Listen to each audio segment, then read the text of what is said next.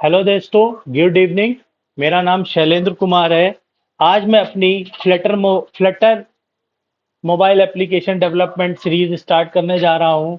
इस सीरीज में क्या, ये सीरीज देखिए मेरी पहली सीरीज है। अगर इस सीरीज में मुझे आपका प्यार मिला तो मैं आगे और भी नई सीरीज क्रिएट करूंगा। ठीक है, डिपेंड ऑन योर रिस्पॉन्स। और मैं इस बात के लिए एग्री करता हूँ कि अगर आप मेरी ये पूरी वीडियोस देखेंगे तो एट द लास्ट आप एक मोबाइल एप्लीकेशन डेवलप कर सकेंगे। मोबाइल एप्लीकेशन डेवलपमेंट का मीन्स कि आप मोबाइल के जो मोबाइल में एप्लीकेशंस यूज होते हैं उनको कैसे बनाते हैं, जैसे व्हाट्सएप है ना, व्हाट्सएप हो गया, शेयर चैट हो गया,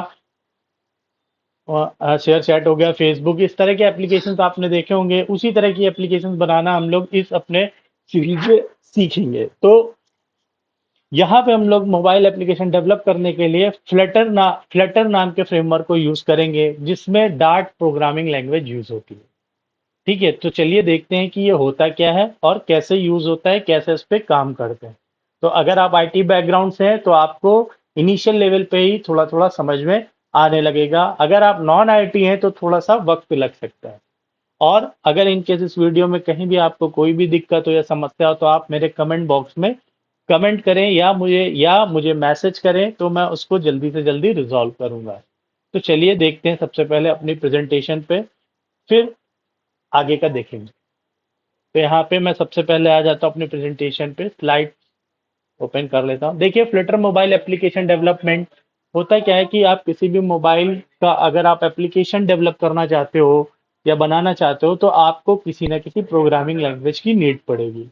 प्रोग्रामिंग लैंग्वेज क्या होता है, जैसे हम लोग अपनी लैंग्वेज में बात करते हैं उसी तरह से कोई भी एप्लीकेशन, वेब एप्लीकेशन, किसी भी तरह की मोबाइल एप्लीकेशन अगर बनानी है तो कोई ना कोई प्रोग्रामिंग लैंग्वेज आपको आनी चाहिए। तो यहाँ पे क्योंकि हम लोग मोबाइल से रिलेटेड बात कर रहे हैं, तो मोबाइल में देखिए दो तरह के प्लेटफॉर्म बहुत ही ज़्यादा यूज़ हो रहे हैं। पहला होता है आईओएस, दूसरा होता है एंड्रॉयड। दोनों ही आप लोग जानते होंगे।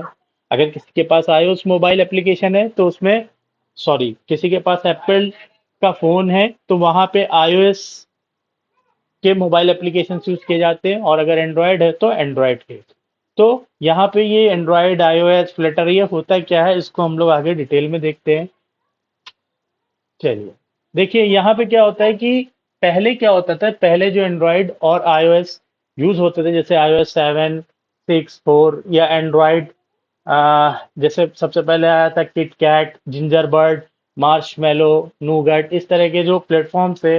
वहां पे क्या होता था कि अगर आप नेटिव डेवलपमेंट कर रहे हैं, नेटिव का मतलब आप पर्टिकुलर किसी एक प्लेटफॉर्म के लिए डेवलपमेंट कर रहे हैं, तो आपको इन दोनों ही प्लेटफॉर्म के लिए अलग अलग इंडिविजुअल प्रोग्रामिंग लैंग्वेज आनी चाहिए थी। जैसा कि यहाँ पे लिखा हुआ है, देखिए नेटिव में लिखा हुआ है एंड्रॉयड के लिए जावा और कॉटलिन, आईओएस के लिए ऑब्जेक्टिव सी या स्विफ्ट। एंड्रॉयड में देखिए पहले जावा यूज होती थी, अब भी होती है, मगर अब थोड़ा सा कॉटलिन भी डिमांड में आ गया है। और आईओएस में पहले ऑब्जेक्टिव सी होती थी जो कि अब बहुत कम हो गई है, और उसकी जगह स्विफ्ट यूज होती है। तो ये तो है नेटिव। नेटिव का मतलब होता है कि इंडिविजुअल किसी एक प्लेटफॉर्म के लिए एक प्रोग्रामिंग लैंग्वेज को यूज करना। मगर अब इस होता क्या था कि इसमें अगर कोई डेवलपर है तो उसको अलग अलग प्रोग्रामिंग लैंग्वेज पढ़नी पड़ती थी। तो ये एक समस्या आ गई। तो क्या इसको रिजॉल्व किया जा सकता है? जो बड़े बड़े डेवलपर थे, बड़ी बड़ी कंपनी थे, उन्होंने सोचा, तो उन्होंने कुछ ऐसे प्लेटफॉर्म डेवलप किए जिनमें आपको सिर्फ और सिर्फ एक ही प्रोग्रामिंग लैंग्वेज पढ़नी पड़े, और उसी को यूज करके आप दोनों ही प्लेटफॉर्म पे एप्लीकेशन डेवलप कर सकें। सो क्या ऐसा पॉसिबल है? यस, बिल्कुल पॉसिबल है। इसके लिए ही हमारे पास आया क्रॉस प्लेटफॉर्म। क्रॉस प्लेटफॉर्म देखिए यहाँ पे मैंने लिखा है एंड्रॉयड आईओएस को एक साथ लिखा है, क्योंकि हम लोग क्रॉस प्लेटफॉर्म प्रोग्रामिंग लैंग्वेज को यूज करके एंड्रॉयड और आईओएस दोनों ही प्लेटफॉर्म के लिए एप्लीकेशन डेवलप कर सकते हैं। जैसा कि यहाँ पे देखिए लिखा हुआ है रिएक्ट नेटिव और फ्लटर। ठीक है, जो कि हमारा टॉपिक है फ्लटर इसमें से। रिएक्ट नेटिव को हम लोग बाद में देखेंगे, तो पहले हम लोग फ्लटर पढ़ेंगे। तो यहाँ पे क्या है कि, सॉरी, यहाँ पे देखिए नेटिव में एंड्रॉइड के लिए जावा कॉटलिन, और आईओएस के लिए ऑब्जेक्टिव सी और स्विफ्ट, और क्रॉस में अगर आप दोनों के लिए चाहते हैं तो दोनों के लिए बनाना चाहते हैं तो रिएक्ट नेटिव और फ्लटर।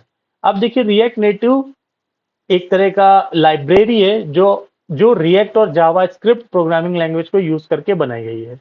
तो इसमें आपको ये प्रोग्रामिंग लैंग्वेज आनी चाहिए, मतलब या जावास्क्रिप्ट और रिएक्ट अगर आती है तो आप दोनों के लिए ही डेवलप कर सकते हैं। और फ्लटर में आपको सिर्फ और सिर्फ डार्ट आनी चाहिए, तो आप यहाँ पर भी दोनों के लिए ही एप्लीकेशन बना सकते हो। मगर नेटिव में अगर आपको जावा आती तो आप आईओएस के लिए डेवलप नहीं कर सकते हो। तो आई होप समझ में आ गया होगा नेटिव और क्रॉस प्लेटफॉर्म। तो यहीं पे हम लोग ये डिसाइड करेंगे कि हम लोगों को क्या पढ़ना है। तो हम लोगों को यहाँ पे फ्लटर पढ़ना है, तो हम लोग क्रॉस प्लेटफॉर्म में जाएंगे, जो कि हमारे एंड्रॉयड और आईओएस के लिए। अच्छा, इसका ये मतलब नहीं है कि अगर आपको क्रॉस पढ़ना है तो पहले नेटिव आना चाहिए। मैं अपने इस सीरीज में इतना कवर कर दूंगा कि आपको नेटिव की जरूरत नहीं पड़ेगी। आई होप सो कि आपको समझ में आ रहा होगा कि आपको जो छोटी छोटी सेटिंग्स होती हैं क्रॉस के लिए, वो सारी की सारी चीजें मैं आपको यहाँ पे बताऊंगा, जीरो टू हीरो। ओके, सो चलिए नेक्स्ट स्लाइड पे चलते हैं। अगर इनमें से कुछ भी समझ में ना आए तो आप मेरे कमेंट बॉक्स में कमेंट करिए और मैसेज करिए, मैं उसका कोशिश करूंगा जल्द से जल्द रिप्लाई करूं। नेक्स्ट स्लाइड पे चलते हैं। तो देखिए, किसी भी प्लेटफॉर्म को डेवलप करने के लिए सबसे पहले उसके टूल्स वगैरह चाहिए होते हैं, और हमारी सिस्टम की क्या रिक्वायरमेंट है, क्योंकि आप भी देख रहे हैं मार्केट में आजकल लेटेस्ट जितने भी सॉफ्टवेयर आ रहे हैं बहुत हैवी कॉन्फ़िगरेशन के हैं। तो इस वजह से यहाँ पे मिनिमम रिक्वायरमेंट क्या होनी चाहिए। देखिए, एंड्रॉयड का अगर आपको डेवलप करना है तो आपके लिए विंडोज, लाइनेक्स या मैक कुछ भी होगा, तीनों में से कोई भी चलेगा।